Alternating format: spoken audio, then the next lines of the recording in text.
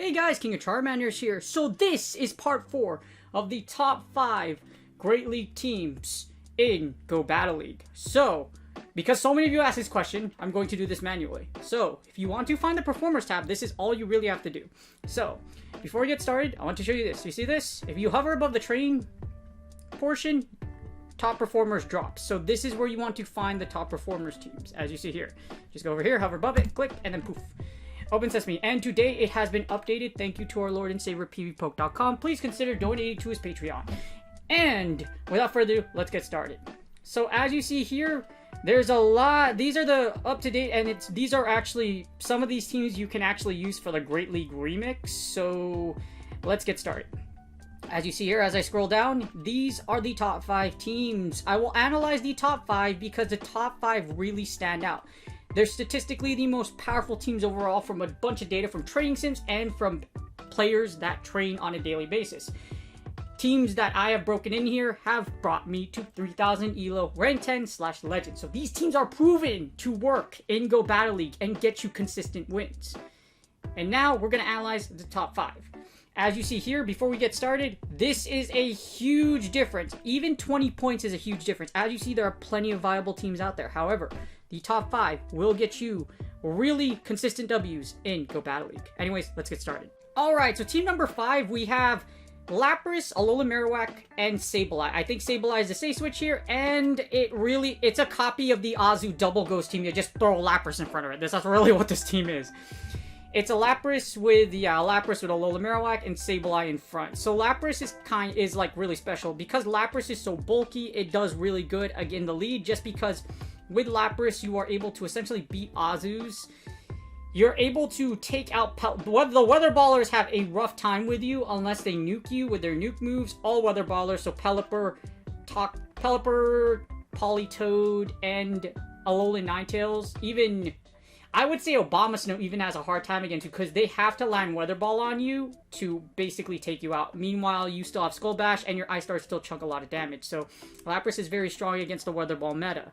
As you see here, Alola Marowak and Sableye, nothing new. You've probably seen it before. Sableye safe switch is insanely powerful. But what makes this really interesting is that this Sableye is actually using Shadow Sneak. It's not a return Sableye, which is kind of interesting. Yeah, it's really interesting actually. This is a Shadow Sneak Sableye. So it's not this is actually really interesting. So anyways, enough about me. This team is without return, I mean, I can see how it works, but like without return, you don't have a high nuke boost, so it doesn't have a lot of coverage. But this is just basically a spin-off of the Azu, again, Double Ghost team, but it doesn't have return Sableye. So not a lot of coverage. Not a lot of bulk it does have a lot of bulk in a sense, but like it doesn't have a lot of bulk for the reason that Sableye is basically the reason, and Alola Marowak isn't the thickest thing in the round, but like it does decently. However, it's pretty safe and consistent. So the Alola Marowak and the Alola Marowak and Double Ghost with Sableye pair very well. So it does a lot of damage in the back, and if you catch like, I would say, let's see, it's really interesting. That's why I'm kind of lost, just because you could probably tell I'm kind of lost. But I think it'll make sense as I see the like top teams or how it does against the top meta. As you see here, Lapras is able to erase Altaria. It does really well against Swampert. Again, remember when I mentioned about Azu? It does really well against Azu. What kind of like stuns me a little bit is that Lapras does struggle against G-Fish just because of the rock side. Deoxys defense, also other fighters give you a hard time. But this team's pretty generic. As in, you just Sableye safe switch, and then you have Marowak in the back. With Alola Marowak, you can take out those Venusaurs in the back, and Alola Marowak has a really strong matchup against it. You have to watch out if it has no shields against G-Fisk, but it has a pretty decent, like it has a pretty good matchup against G-Fisk in the back. Just because of its ability to hit G-Fisk with those Bone Clubs and those Shadow Bones. So in the back, Alola Marowak can do good against that grass. Again, that grass, and if you have energy/shield advantage, can do well against things like G-Fisk. Again, very, very powerful team. See, doesn't Bastiodon run over this entire team? Well, yeah, it kind of does, so... Yeah, that's what makes it really interesting. Anyways, that's probably why Sableye has Shadow Sneak to take out... But why not just go Foul Play? Anyways, as you see here, this team is very interesting because you have so many weaknesses. I mean, statistically, it's very powerful. However, like, it's kind of confusing. Just because, as you see here, they're, like, the fighter lead is very popular, so Lapras gets punched in the face. I know you have Sableye for a Safe Switch, and Alolan Marowak in the back. However, with the Weather Ball meta, Politoed and Pelipper are pretty popular in the back, so it's kind of interesting. It's really interesting, actually. However, your biggest threat here is Galarian Stunfisk in the lead. Galarian Stunfisk does have a pretty healthy matchup against Lapras and Alolan Marowak. Sableye is your Safe Switch, and I'm guessing... With Shadow Sneak, I think Shadow Sneak is there to, like, hit Medichams really hard, but, or the Psychic Archetype, so it hits that, and it hits, you hit Deoxys defense for super effective damage, but this is a very awkward team, with a very high threat score, so you would have to take a lot of practice to use this team if you want to use it effectively, but essentially, like I said, it's just the Azu double Ghost team, with a spin-off by just putting Lapras in the lead and Sableye as for return. Statistically, it's powerful, but like I said, I don't see it. I would have to practice it and see exactly how it operates really well in Go Battle League. Alright, next we have Shadow Swampert lead.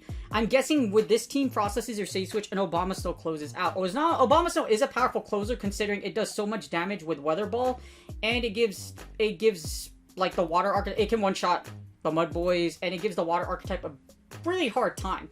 Frostless is powerful because it generates energy quickly, and at the same time, it does a lot of damage. Like, it will get, because of Powder Snow's buff, it will get to Avalanche and Shadow Ball relatively quickly, and do heavy damage to your opponent. I'm guessing you have Swampert in the lead for pretty much to take out G-Fisk. G-Fisk is your big problem with this team, but I think Swampert's there to catch it. Again, Frosty your Safe Switch, Obama is your closer, Swampert the lead. As you see here, not a lot of coverage. Well, it's average coverage. I think average coverage is still pretty is okay. Like, again, after you practice with the team, they're the top teams for the reason. If you practice this team, I'm pretty sure this aligns to where it has coverage against the top meta picks. Doesn't have a lot of bulk just because Obama Snow and actually this entire team is basically kill, kill, kill. That's why you have... Yeah, this team's basically kill, kill, kill. Not all of these Pokemon are extremely bulky unless they resist their moves. That's why it's semi-safe, but it's like, its highest grade is in consistency, because this team will do a ton of damage to your opponent. Essentially, this is kind of like Swampert Double Ice, and as you see here, Deoxys defense can give you a little bit of a problem. It can punch you down, but Shadow Swampert is very powerful in the lead for a reason. Those Shadow Hydro Cannons do so much damage, and Shadow Swampert can come from behind and take the W because it's able to generate energy so quickly with Mudshot. As you see here, Shadow Swampert does have a great deal, like, does really well against a lot of the meta, particularly if you catch a Bastiodon in the lead. But as you see here, it's a very interesting. This is also a very interesting team because as you see here, there's like Bastiodon. Yeah, Bastiodon. But Bastiodon can destroy your back row, but if it's in the lead, you can take it out. But as you see here, Bastiodon does really well against top meta picks, with your biggest weaknesses being... I would say Scrafty's probably your biggest threat.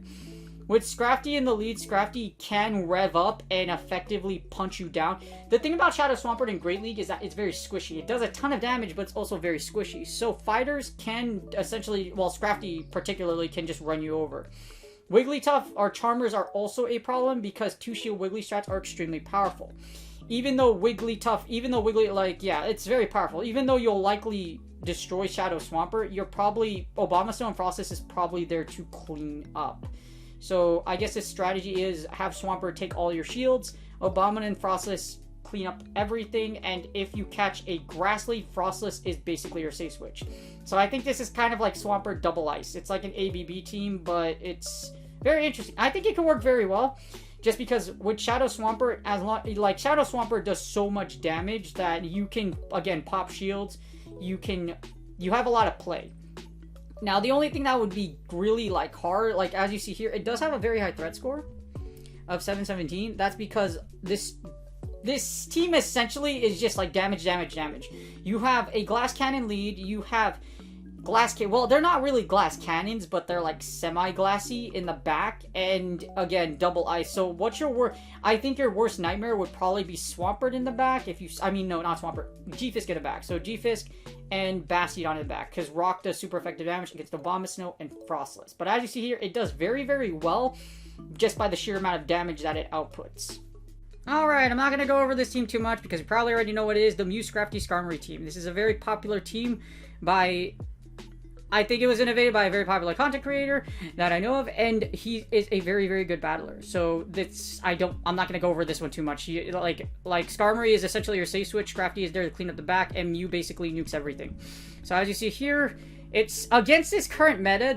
I'm not going to go over this team super hard because it's been here for a while and essentially just went from the bottom to number 3. This is the number 3 most powerful team statistically, and I can see why.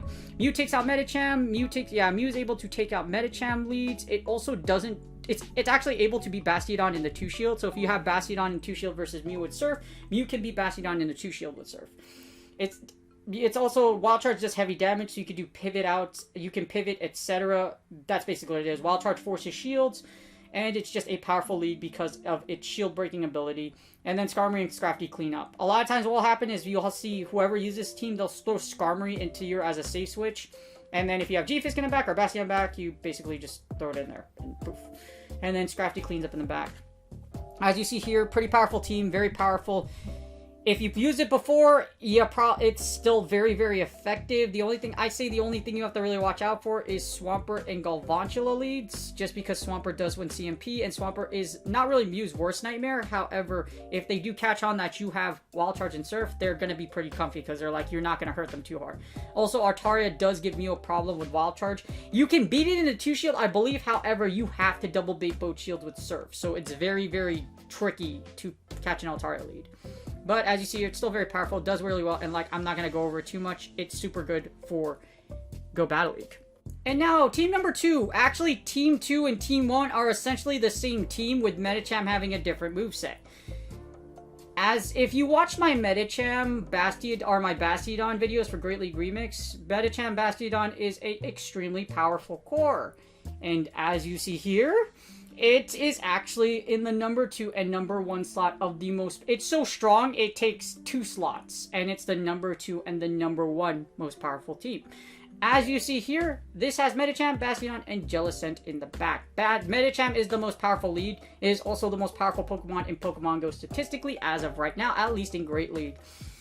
I've done a lot of research on this, so I probably know it. So the thing is, I think Jellicent is your safe switch. Medicham is a powerful lead. However, there's a lot of play. You could sacrifice Medicham. You can sacrifice Medicham. And the key is to leave Bastiodon with such a positive matchup because Bastiodon can actually take out its strong. It can take out a lot of things down shields. That's why Bastiodon is so annoying. It's a giant tank, but it's so tanky that it can just run through so many things. Even like I said, it doesn't have shields. As you see here, this team has good coverage, great bulk, of course, because you have Bastiodon. It's not very safe per se, but it is super consistent. It's gonna deal a good amount of damage. Again, this features the most powerful tank and the most powerful fighter / Pokemon in all of Go Battle League. As you see here, this core does extremely well against top meta. That's why it's used so much, because Medicham and Bastiodon are super strong together. As you see here, there isn't really anything that beats this team. At least there's no entire thing that beats both of these teams, but Medicham in the lead is just so powerful. It will take your shields, and if it wins the lead, it has a very positive matchup against a lot of things, particularly Bastiodon. But as you see here, this is an insanely powerful team with only one thing actually, I could see why. With Meganium essentially threatening just because of Earthquake and because of Frenzy Plant. However, with Meganium, is this using Ice Beam? I don't think it's using Ice Beam. It's using Hex, Bubble Beam, Shadow Ball. So Hex generates energy quickly, Bubble Beam to lower shields, and Shadow Ball to nuke. I think you can still do heavy damage against Meganium. You can beat it down. Again, it only beats Bastiodon in the ones because of Earthquake. So I'm actually wrong. Meganium actually has a strong matchup against this team. If you see it in the back, I believe Medicham can beat Meganium in the 2-shield with Ice Punch. So as you see here, Medicham is a boss, defeats a lot of things. You can either deal heavy damage in the lead or sacrifice it, and then Jelly and Bastiodon clean up. Again, the reason why Bastiodon is so strong, look at this. If Bastiodon goes against the Charmers in the back, it essentially wipes them out. It even wipes the Flyers. Bastiodon's so like this team will destroy Obstagoon double charmers. This team will destroy anything with double charm in the back. This team will essentially just like erase just because it's Bastiodon's in the back. But Bastiodon is a very powerful closer. As you see, the lowest threat score out of all of them, but this is an insanely powerful team. Again, the reason why this team gels so well is because Medicham and Bastiodon are great. If Medicham wins the lead and they throw a flyer to you, for example, if they throw a Mew, if they throw, Jellicent is your safe switch and Bastiodon closes out with you, but you beat a lot of combinations and it's just really that good. And now, I present to you the most powerful team in PvPoke.com in all of Great League. Behold! It's the same exact team that you saw before, it just has Power Up Punch Medicham. Behold. Anyways, as you see here, it's like I said, it's literally the exact same team, just a Pup Medicham. So Pup Medicham is very interesting. With Power Up Punch, you can actually beat Skarmory in the 2-shield. And Medicham revved up is an absolute monster. If Medicham is up attack like +3 or +4, it will deal a lot of damage even if it does resist you, unless it's double resistant. But as you see here, basically the same thing with the other teams, but the Power Up Punch really does switch things up a little bit.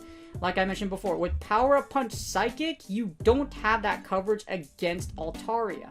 However, you have such an obscenely good matchup against Altaria that if you throw Bastiodon in front of it, you don't have to expend any shields.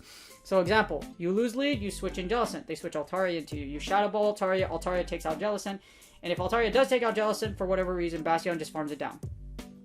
And you're like, yay. But that's basically the strategy. As you see here, this team is insanely powerful. Power Up Punch makes you a whole 6, but like this team is just so strong. And I can see why for good reason.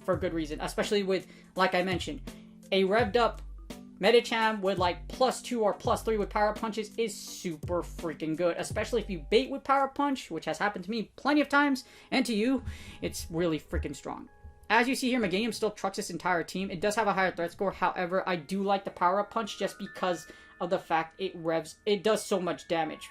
A powered up Psychic does so much damage at like +1 or +2. You can use it to threaten shields, and then you can clean up with Jellicent and Bastiodon in the back. It's really, really strong. So Team 1 and Team 2 are really powerful. Medicham, Bastiodon, Medicham and Bastiodon have literally been the top team since the past 4, are the strongest core since like the past 4 variations. I think this team, like, it is like the most, like, if you could say it dominantly, it is the most powerful core in Great League as of right now. I hope you guys enjoyed this video. Hopefully these teams do give you some inspiration to use for Great League or the Great League Remix.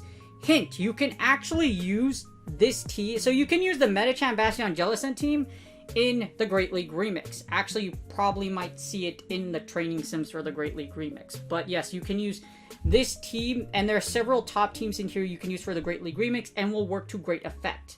Because Mew isn't banned, Medicham isn't banned, Bastiodon isn't banned either. So a lot of top meta Pokemon aren't banned for the Great League Remix. So these Pokemon would actually perform very well in the Great League Remix as well. So these teams are really, really strong. Again, hopefully these give you a great idea of what you want to use for the Great League Remix or for Great League in general. Also look out, please like and subscribe. I will be putting more content out for these top teams and analyzing those teams. Good luck on your Battle League sets, and I will see you guys on the next video. Ciao!